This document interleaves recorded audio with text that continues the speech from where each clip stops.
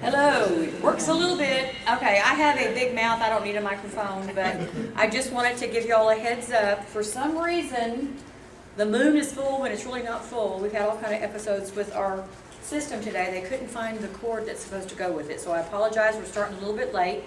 But we are glad that y'all are here at History, Haunts, and Legends. I see a lot of new faces. I see a lot of repeat attendees that come to every event that we do, and of course, we're a little different this time because of the COVID stuff, and a lot of people that usually would attend have already transferred their tickets and stuff to the April event. So I'm glad y'all are here with us. We're going to have a good time. If y'all have any questions, I know things were a little chaotic when everybody was trying to check in at the same time, but we always have a great time, and there's coffees and waters available here all day. And they'll be having some other things out later on this afternoon. But we try to hand out little goodie bags this time because we're trying to keep things a little safer and putting things in individual sacks and stuff. But without further ado, I would love to welcome back, as usual, Mitchell Whittington. Mitchell has been speaking, I believe, at every single event that we have had. That's going on like 15 years, I guess. I'm trying to remember how long it's been now. It's going on longer than I thought it has been. It kind of sneaks up on us. But Mitch is the owner of The Grove, and he is a published author, and he has several books out. But I'm going to turn it over to him. His presentation today is going to be on the haunted Kahn Saloon, which is now the Kahn Hotel and Coffee Shop. Mitch? I appreciate that. Y'all have a good day. Drop the mic.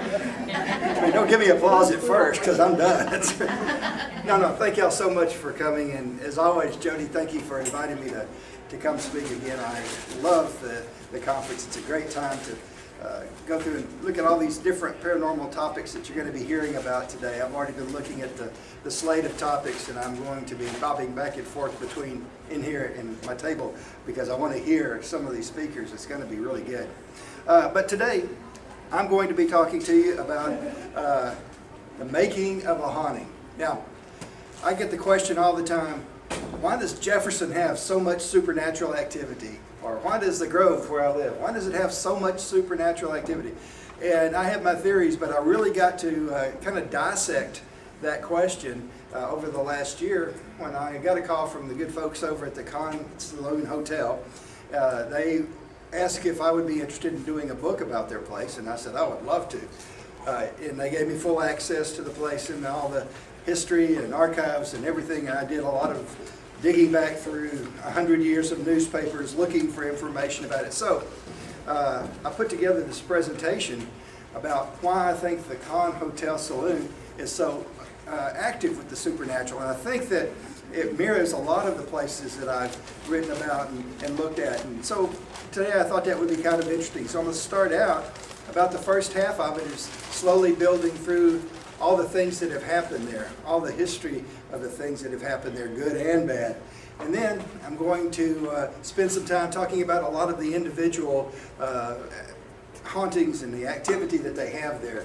So I think you'll see how it all starts fitting together like a really neat puzzle.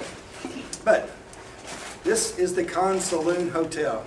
It has been there all the way back since 1865. It was built the last year of the Civil War. It was completed. That was a very tumultuous time in Jefferson. So the South had just lost the Civil War. Jefferson was a river port. Things were being shipped out to the troops. We had a meat packing plant here. We had a candle wax factory. We had a boot factory, and black powder and munitions from Marshall were coming in. And all this was being shipped out of Jefferson. Well, that was problematic because they didn't want any renegade troops still being supplied, so they stationed a garrison of Union soldiers here. They did not want to be here. They wanted to be back home. They just won the war. The town didn't want them here. They were interlopers. They were interferers. So, you had a time in town that was really, really rocky. Now, Jefferson was growing as a river port at that time. We had people coming in to start their new fortunes in Texas. We had gamblers. We had gunfighters. We had ladies of the evening. But we also had businessmen coming in to open new businesses and start their fortunes. And so that's the time that the Kahn Saloon was built. Now, because they had a lot of a lot of problems in town with the outlaws coming in. You had a lot of unrest. So the good folks on the county commission said, we have a great idea. Let's put together a citizen police force. And they did that. They put one guy in charge and they said, put together your own police force and get everybody that you need and, you know, just keep the order in the town. Well, they turned it over, of course, to these civilians, and things didn't go quite the way they had hoped. They started doing things like, you know, taking out revenge on people they didn't like, and, you know, applying their own level of order to the law. And they got to doing some shady things, including, you know, interfering with some of the freedmen, the slaves that had just been freed. So some of the things they were doing were getting so shady that they started wearing masks. And their meeting place was the Kahn Saloon. They met upstairs at the Kahn Saloon. So it, you know, kind of got a start with a little bit of a shady activity going on up there. And, you know, I think this was one of the first things to leave an impression on the place. And I do think impressions tend to stay around. The energy that we leave behind tends to stay around. So the first thing that happened there wasn't a really good, positive impression. But then we had a number of things happen in town. The murder of Diamond Bessie, I can do a full hour presentation on. I have a full hour presentation. If somebody doesn't show up, maybe I'll do it. But it is a really interesting story. It was the trial of the century in the 1800s, where this couple came to town. They were frequenting all the bars and saloons, and she was bedecked with diamonds. And anyway, he left town without her. Nobody saw her for 2 weeks until they found her body out in the woods. He had killed her. That was his wife, and the rumor was she was pregnant. As they dug into it, they found out that he was a heir to the diamond fortune for the Rothschild family. And in his traveling and selling diamonds, he took up with a prostitute named Diamond Bessie. Well, and then she became pregnant, and he couldn't take her home. Hey, Mom, Dad, meet the lady that's going to bear the heir to the whole fortune, you know. So he killed her in the woods. They brought him back, and they tried him. And it was a circus. But the place they stayed, the Brooks house, was 1 block from the Kahn Saloon. So they say that they really liked to party. They really enjoyed having some relaxing beverages in the course of the day. So there is a really good chance, I think it's a certainty that they spent time at the Kahn Saloon. Now, here he was planning to kill his wife. He orchestrated this whole thing to happen in Jefferson. And again, the epicenter of that place is the Kahn Saloon. Well, at that time it wasn't called the Kahn, but a man named David Kahn purchased the building, and he kept his saloon there. He kept it going, and this is David and his daughter Lillian. So that's the namesake. Even though he really didn't own it all that long, this is the guy who gave it its name, the Kahn Saloon. Now, this next picture has absolutely nothing to do with my presentation, but I am just so proud of it. The grandson of Lillian came to town a couple of weeks ago, and I got to meet him. So I'm like, dude, we are taking a picture in front of your great granddad's saloon. So that's me and Joe. That was just for my own amusement. But along these same times, the murder of Captain Perry happened. Now, Captain Perry built the Excelsior House Hotel. And most of you know where it is downtown. That was the first place my wife and I stayed when we came to Jefferson as tourists. Wonderful old place, but it was built by a man named Captain Perry, and he was responsible for a lot of the initial building of the town. Now, he had a wonderful hotel, but it didn't have a bar in it. And as the story goes, Captain Perry loved to have drinks and cigars in the course of the day, so he would go 1 block down to the Kahn Saloon. So Captain Perry, there he is. That's a drawing of him. He looks kind of goofy, but I think he was supposed to be a really good businessman. But Captain Perry, he had been to the Kahn Saloon, they say, and he had had some drinks, had his cigar that he enjoyed so much, and we'll be talking about that a little bit later in the presentation. But he was walking home. He walked up Vale Street, and he walked just 3 blocks to this location. That's the way it looks today. I took this just a few weeks ago. Right there. He was turning the corner, and out jumped a lot of these Union forces that were occupying the town. And they opened fire and they killed him. They thought they were shooting this desperado they were after. It was a case of mistaken identity. So they killed him. His friend heard the shots, and this friend was named John Vines, and John's house is right here. He ran out, found his friend dead or dying in the street. He picked him up, carried him to his house where he died. So Captain Perry died in this house, and it was one of the houses, I think, that was on the investigation last year, I believe, or a year before.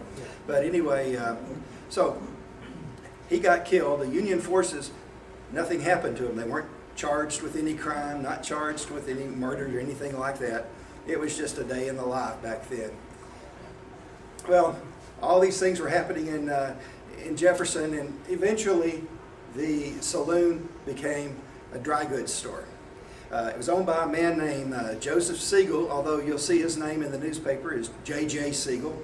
And as I was looking back, I thought, well, this is kind of the calmest time that building has ever known. I found an ad in the newspaper for a sale. He was getting rid of some of his summer goods, clothing, hats, shoes, notions. You can find ads for his business all over the newspapers of the period. So he was quite successful. And if you go to the Kahn Saloon today, when you open the door, you will step on a plate that says J.J. Siegel, 1894. It is still there. They left it there, which I think is kind of cool, a memento of that part of the building's history. Well, it became a saloon again. The Knights of the Rising Sun had been disbanded because they were causing so much trouble. In fact, they caused one incident called the Stockade Incident, which is another hour presentation that I could do for you. It's a very famous thing here in Jefferson. Maybe I'll do it later too. But they were disbanded. In fact, half of them were arrested and put in jail. So there was no police force other than the county sheriff. But then the Klan started forming here in Jefferson, and they started meeting at the Kahn Saloon. So you had this organization that was openly violent, openly hate-filled, openly prejudiced. I mean, it was all the bad things you could roll into one group, and they chose the Kahn Saloon as their regular meeting place. So that went on for a number of years as well. So you can see this course of looking at this building, all of this energy getting left behind, by all these different people. Well, in the course of becoming a saloon, and they had all of the characters that came and went, Carrie Nation came to Jefferson. Very famous lady. She married a guy who was an alcoholic. In fact, he died. So she started a crusade against alcohol. And she had a hatchet. And she would go with her followers, these other ladies, and they would go to the saloons, and they would go in the front door, and they would chop into the barrels of whiskey and let them all go out on the floor. And then she would preach a sermon. I had a better picture of her and her group. I had 5 different things to say about this picture, and none of them are appropriate, so. I just love that, though. But you can see Carrie. Carrie's right there. Yeah. That was their theme. I kind of have the alternate theme in life, just so Anyway, but she came to Jefferson. Carrie Nation came with her ladies, and they were going to destroy the Kahn Saloon, and they were going to take their axes, and they were going to chop into the barrels of whiskey and let them all go out on the floor, and then she was going to preach a sermon. Well, they were looking for publicity, so of course they would tell the local press, and we're going to go do this. And word got back to the owner of the Kahn Saloon at the time, so he was like, all right, locks the door. So they're all sitting back in there having drinks, watching all these ladies banging on the front door. They got tired after a minute. They went down the street and went into another saloon and destroyed it, and then she preached a sermon down on Austin Street. But we have some interesting things that happened at the saloon. A guy named Vernon Dalhart got his start there, and I actually wrote a couple of notes about Vernon because he was an interesting guy. He really peaked in the 1920s and 30s. He got his start. His uncle owned the Kahn Saloon for quite some time, and he started singing there as a kid, and he had quite a good voice. He ended up becoming quite famous, and in the 20s and the 30s, he had released over 5,000 singles. pretty impressive. Because he was cutting so many records, the record company was like, we need you to have other names. It needs to look like we have all these different singers. So he also recorded it as Al Craver, Vernon Dale, Frank Evans, Hugh Latimer, Sid Turner, George White, and Bob White. All the same guy, all Vernon. But he was recently inducted into the Country Music Hall of Fame. So he got his start at the Kahn Saloon. And my favorite picture of him is him rehearsing. And that's it. But that is Miss Maybelle Hale playing the piano. She owned the house that we call Hale House over by Lions Park. It used to be a bed and breakfast that you could stay at. Very famous musician locally here. But yeah, that's Vernon really getting into it. You know, you can almost see the Mick Jagger coming out. Well, of course, you know. It was a town, you're getting all these gunfighters. It was a port city, so you had all these river guys coming in and leaving every day. So I guess the town needed a good brothel. So the Kahn Saloon turned into a house of prostitution. And I guess these were some of the finest ladies there. One of them only got, I can't imagine, this looks like a good buddy of mine in a dress. But these were ladies of the evening, and of course, with that came violence. You know, these guys would come in and they would get in fights over the girls. You know, the guys that were actually running the girls, the pimps, were getting in fights with the Johns. And it was a time that there was a lot of churning at the Kahn Hotel. There was even murders there, all to do with prostitution. So it was a rowdy time in the time of the Kahn. But that calmed down. The city came to the grips with the fact that they really were going to have to clean things up. So they did. They started getting rid of the prostitutes. They got rid of a lot of the gambling halls, things like that. And then the Red River was cleared of a log jam. That log jam was what made our water deep enough for steamboats to come here. They called it the Great Raft.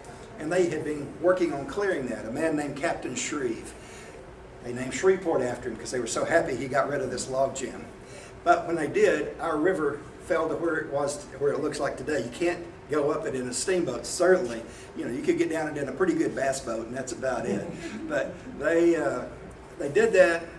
Well, Jefferson went from 10 to 12,000 people down to just a couple of thousand. And that was bad news for everybody. The good news was all these gambling halls and brothels and all this left with the trade, with the river trade that went over to Louisiana. So we had a parade of businesses that over the years took over that building. I found a whole list. It was a mortuary for a while. It was a dress store for a while. This is Linda's, the dress store.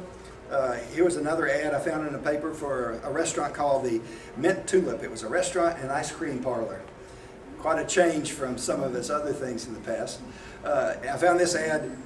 Another restaurant was there called the Cotton Gin, and this was an ad looking for help at the Cotton Gin. So they had all these different businesses that went through until it was later opened as a coffee shop again, and then became the Kahn Saloon Hotel that we have today. Now, there was one error when it had another little hiccup in its whole history, and that was when it was owned by a guy that was into Wicca. Now, that's a solid legal religion, you know. So he was the owner of the place, and I liked the guy. I mean, a lot. We would go and have coffee together.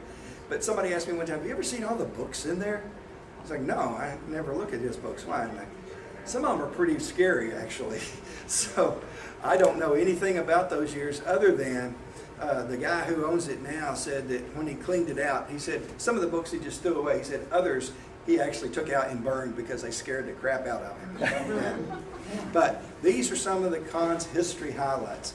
Now, if you look at that and think of all this energy that gets left behind, you know, everything from the days when it was a brothel, the days when the Klan met there, when the Union soldiers were there, when Captain Perry would go have a drink and a cigar every night and then was murdered as he was leaving there. You know, the place really builds up a lot. So I think a lot of that is what gets left behind, a lot of that energy. And so I want to now go through some of the ghost stories of the Kahn.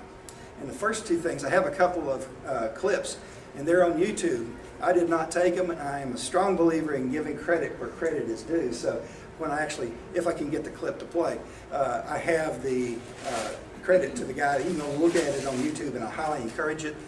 Or stop by my table. I've got the sources for this that you can take home and actually plug in and watch them.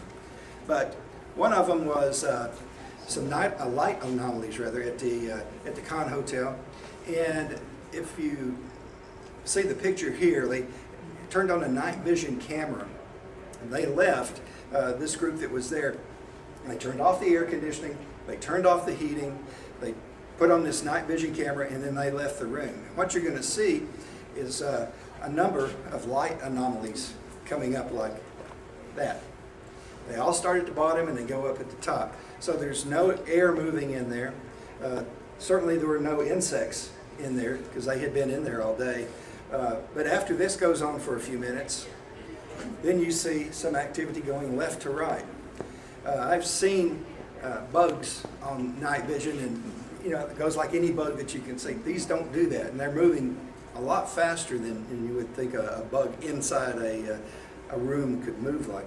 But let me see if I can get it to play. If it doesn't, I'll do it manually. It's supposed to come up now.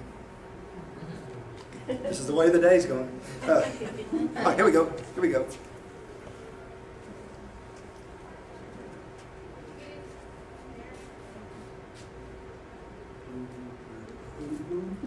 I should have put music to it.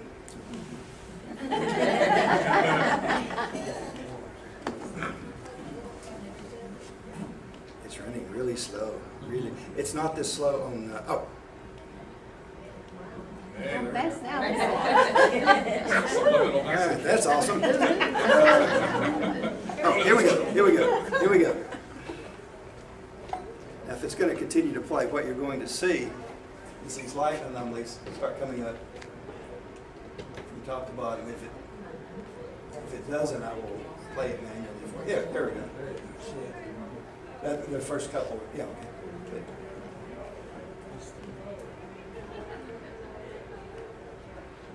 Okay, I'll do it manually. Hold that thought. Let me just get past that. We have another one. I will play it for you in just a second. We have another one, and this actually has a guy getting dressed, and so he's putting his shirt on, so he's standing right there. And in this case, a swarm of light anomalies come across from left to right. And again, if there were a bunch of insects in there, he would notice he's standing right there getting dressed.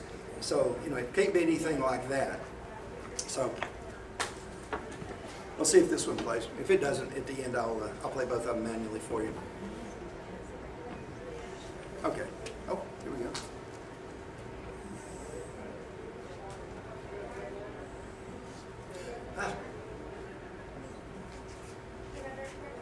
And they're going to go this way. And you can see him, he's getting dressed right there. So anything visible to the eye, he would definitely be picking up on.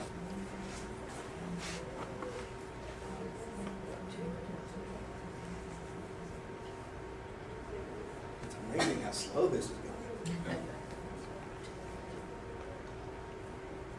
There. It's almost like it's snowing, So, there's several like that online that you can see where people have gotten activity on film. But I want to talk about some of the spirits that have been encountered there, and all the pictures I put in are just for illustration only. So these are not the real individuals, with one exception, which I will point out. But it would be a little bit more boring if you were looking at just a blank screen. So I put representative type things. Young Andrew. Young Andrew is a 7-year-old boy. His mother was a prostitute when it was a brothel, and she was killed during a robbery. At one point, some guys came in and decided that there was a lot of money being exchanged at this place, and they were going to take some of it. So they came in, they killed his mother and him. Now, some mediums who have been able to communicate with him, he says that he drowned. So there's a really big mystery as to how he drowned, what happened. The best that anybody's guess is they shot the mother and they grabbed him and just threw him in the tub and, you know, put their foot on him until he was drowned. But he's a little bit happy now in this world because he shows up very mischievous. I mean, he pulls hair. He loves to mess with people. He teases people a lot. He jiggles doorknobs, they say. So the spirit of young Andrew is having quite a good time at the Kahn Hotel. His mother, on the other hand, seems to just be wandering around. They call her the Lady in White because whenever she's seen, she's in long flowing robes. And they say it's the kind of thing where you'll be standing out in the hall talking to somebody and you catch some movement and you look to see somebody go by in long white robes and they'll go investigate and there's nobody there. So that's who the Lady in White is. They think that is his mother still there. Odd that the two of them aren't connected. You know, they seem to be doing their own things. Well, Billy has a tragic tale. A couple came to Jefferson. They eloped. Dad did not want his daughter marrying Billy. So Billy and his daughter, they eloped to Jefferson. They were going to spend their honeymoon night at the Kahn Hotel. So they ended up stopping there first before they got married so that she could freshen up, I guess, and the dad had been trailing them. The dad runs in, immediately starts fighting Billy. Well, they get into an altercation that is so violent that she accidentally gets pushed out of one of the top floor windows and falls to her death. The dad is now really upset, so he knocks Billy out and then hangs him in the back corner of the upstairs in the building. So they say that Billy still seems to be lurking around in the back, but he only messes with guys. They say that he seems to still have a thing for the ladies, so the young ladies aren't bothered by him, but guys are. So that's one of the more tragic spirits. One of the ones that's kind of interesting to me is the night watchman. They used to have people in town whose job it was to go around at night and just walk around. They were armed with a shotgun and they'd check all the doors, check all the windows, make sure everybody was safe and everything was locked. So the watchman at the Kahn Hotel, they say that in the rooms you'll hear somebody come by and tap tap on the outside window as he goes all the way around the building, I guess making sure everything is safe. But they also hear these on the top floor, 20 feet up. So how could he be doing that? I don't know, but I think it's kind of cool he's still watching out for the folks on the upper floors as well. Oh, Abigail, this is a really risque photograph here, I tell you. But Abigail, she died at the Kahn during the days when it was a brothel. Nobody knows how. They've been able to communicate with her, some people that have those type of abilities, and they know she died there, but they don't know anything about how or anything like that. They say that the thing that happens, though, the way that she makes her presence known is just sitting down on the bed. And this happened to me one time, not at the Kahn, but I was down in San Antonio. My wife and I were at the Minger Hotel, and we were asleep, we were in bed, and in the middle of the night, I feel somebody sit on the bed, and of course my logical thought is, my wife is sick, you know, why is she up? So I thought, oh great, because we had this big day planned, and now here she is in the middle of the night, she can't sleep, she's probably sick, oh gosh. I got to turn on the light, and I was just, as I was turning on the light, I was about to say, baby, what's wrong? But there was nobody there, and she was sound asleep. And it was quite an interesting experience. I went, okay. But that's what Abigail seems to do. A lot of people report somebody sitting down on the bed in the course of the night while they're trying to sleep. We talked about Captain Perry being murdered. They say that he loved cigars, and he would always stop at the Kahn for a drink and a cigar on the way home. Well, in today's world, smoking is not allowed anywhere in the Kahn Saloon. In fact, it's not allowed most places in Jefferson, except Auntie Skinner's. And if you've been to Skinner's, I think they give you a pack of cigarettes when you walk in. You're required to smoke. Anyway, you cannot smoke at the Kahn. But people report the smell of cigar smoke in the hallway. No other good explanation other than this is just a shadow from the past coming back. Some say it has to be Captain Perry because he walked the halls of that place so many times with cigar in hand. So I find it really interesting that in today's world when nobody has smoked there for years and years and years and years, and they say it's so strong, like somebody just smoked a cigar in the hallway. Double death. Well, and I had to write some notes about this because it's got all these names, and I don't want to get them wrong, but this is back in 1904. It had turned back into a saloon from the Mercantile, and a hoodlum named Abe Allen was having a problem with a Marion County Sheriff's deputy named William Griffin. And Allen didn't like Griffin because Griffin had this weird habit of enforcing the law. So Abe didn't like that a bit. Abe was spreading the word around town that he was going to kill Griffin first chance he got. So Griffin knew that Abe was not a great guy. He knew he was really seriously in trouble if he ever had to face off against him. So he took to carrying a sawed-off shotgun, which kind of got away with the whole problem of aiming and stuff like that. So he figured he could take it. But Griffin was walking down Austin Street one day, and he looked into the front window of the Kahn Saloon, and here was Abe Allen standing on one of the pool tables dancing. And he's like, Abe's drunk. Okay, so he went in and he said, hey, get down off of there. I'm going to charge you with drunk and disorderly. Well, Abe turned around and went for his gun. So the deputy leveled the sawed-off shotgun and just pulled the trigger. Blew Abe off the pool table, but as he was going down, he got a shot off, and his shot was dead on, and both men were murdered right there. So they took him away. But a lot of people say that some of the activity there, they blame on this because they were both killed so suddenly, neither one expecting to die, that they still seem to be lingering there. And a lot of the people who go there who have the psychic abilities talk about people dying from a gunfight right there in the front of the saloon. Well, back to the ladies. Jacqueline was a lady of the evening, and she came from New Orleans, and she started working at the Kahn.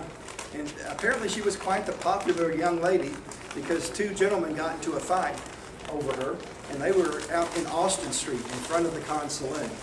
They got into a fight over her. They were yelling and screaming. They pulled their guns. They shot each other dead in Austin Street, right out there in front of the Kahn Saloon, right where I had my picture made with Joel, the grandson of the guy. But anyway, they killed each other, and Jacqueline was thrilled by this. She went around bragging, like, man, I'm so good that I got guys killing each other over me. Look at me, look at me. She was really happy about it, but people weren't taking it as good as she thought they would, and she began to start feeling a little bit of guilt over this. And the longer she worked there, the more she felt remorse that, oh my gosh, these people lost their life, and I've been bragging over it. Oh gosh, So it must have been a really big turn for somebody who was working as a prostitute to actually grow a conscience to feel bad about that. But she did, and she ended up hanging herself in the Kahn Saloon. So, now we're getting to how many people have hung themselves, how many people have died there.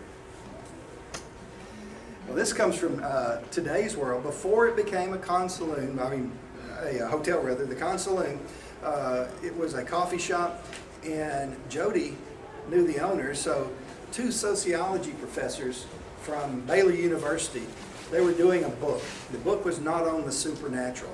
The book was on why people are fascinated with the supernatural. And so they came to Jefferson. They asked Jody, can we spend the night in this Kahn Saloon that we've heard so much about? So Jody approached the owner, and the owner said, well, I guess, but be warned that people who try to spend the night here really can't. They have a lot of trouble doing that. And the sociology professors are like, cool, this is exactly what we're looking for. So he locked them in for the evening. Next morning he found that at 4 a.m. they had checked out without any explanation or anything else. They just got the heck out of Dodge.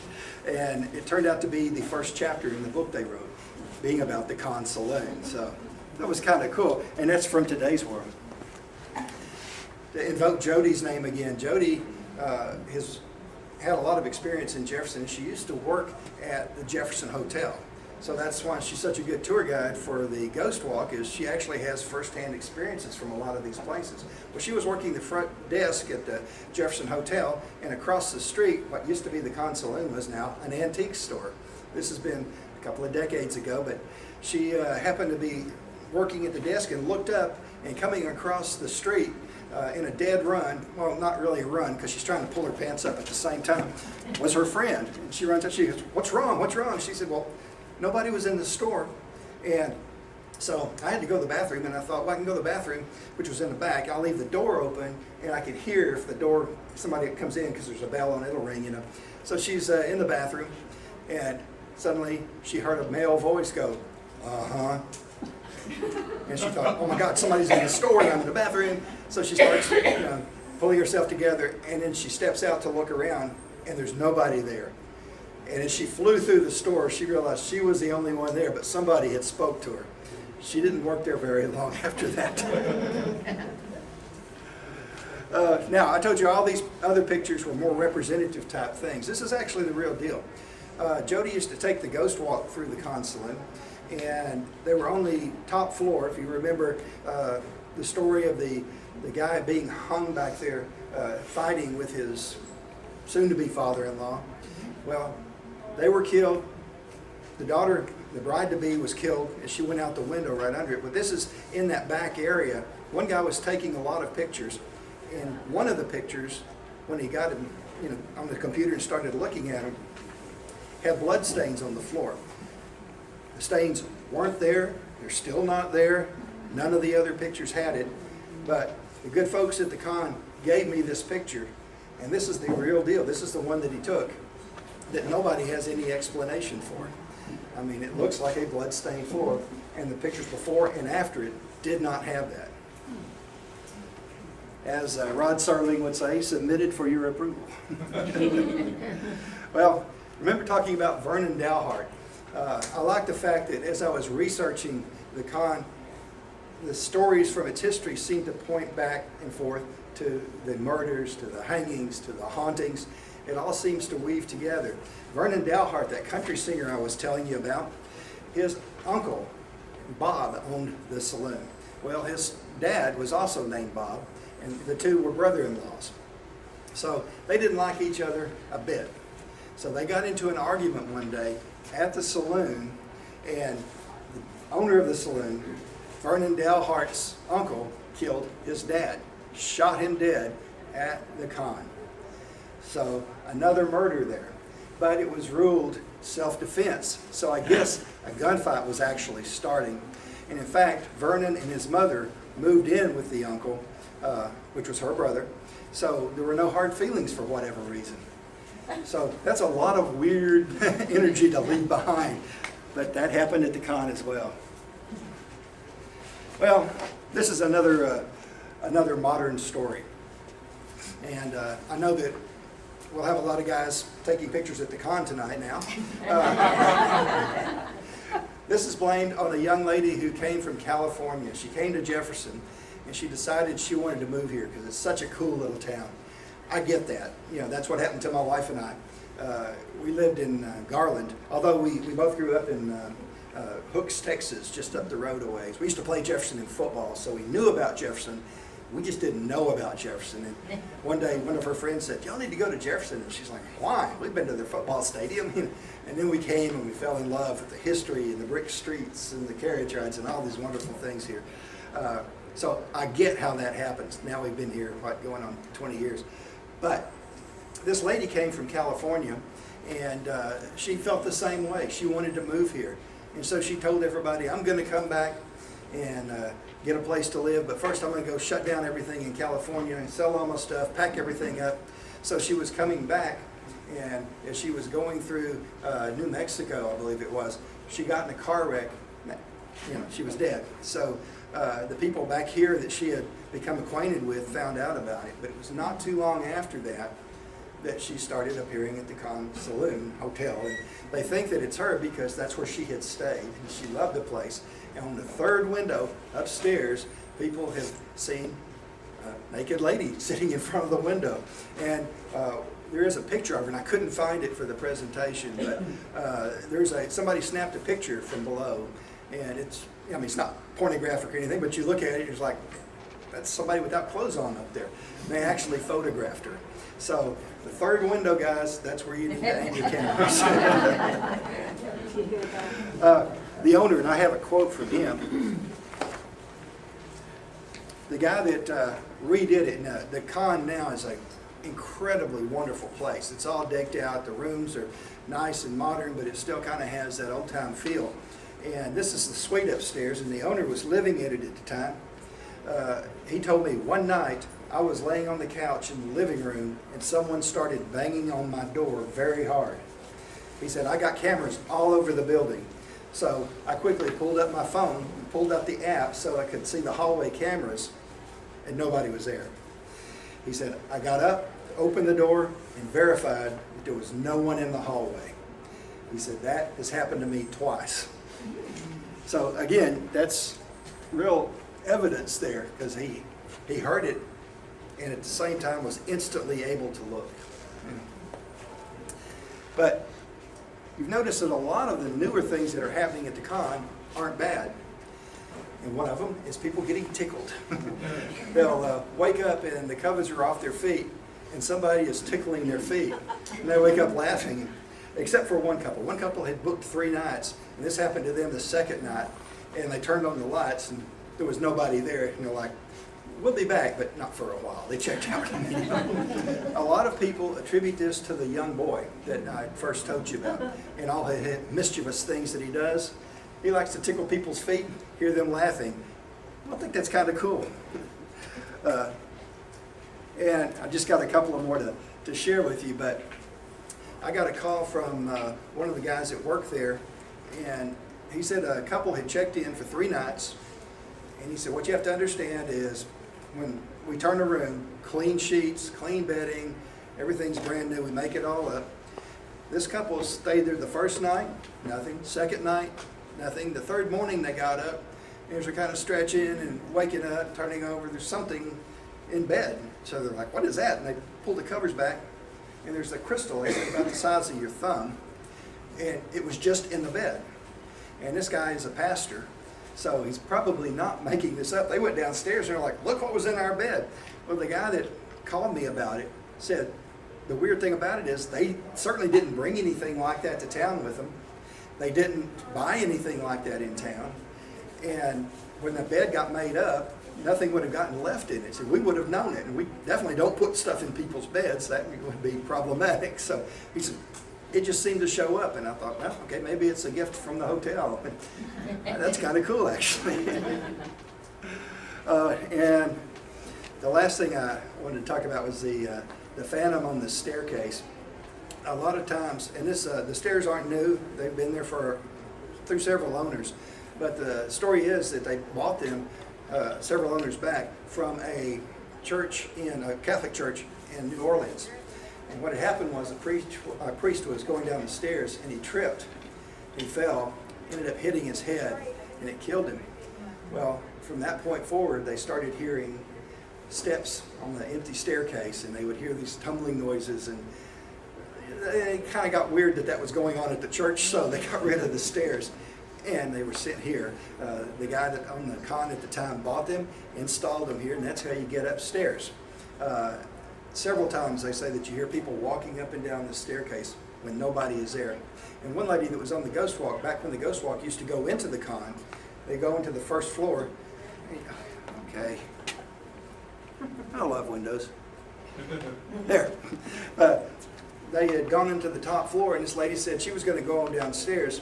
There's some people at the bottom of the stairs, and she got about halfway down and started looking because she heard this kablump, kablump, kablump. And so she looked around, and there was nobody making that noise. She certainly wasn't. The people at the top of the stairs didn't hear it. The people at the bottom of the stairs didn't hear it. Only she heard it. Is that the priest? Nah, I don't know. But I put all this information came together that I put into a book about the Kahn Hotel. And it really fascinates me because I was able to start from scratch. I knew a little bit about it, but nothing like the depth of history that I shared with you today. And then I got to really get a lot of the first-hand ghost stories.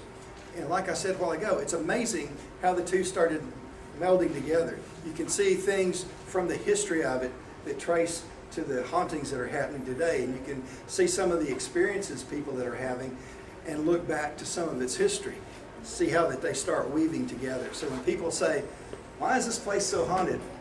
Well, now I'm starting to get answers for them. So, thank you guys so much. I really appreciate it.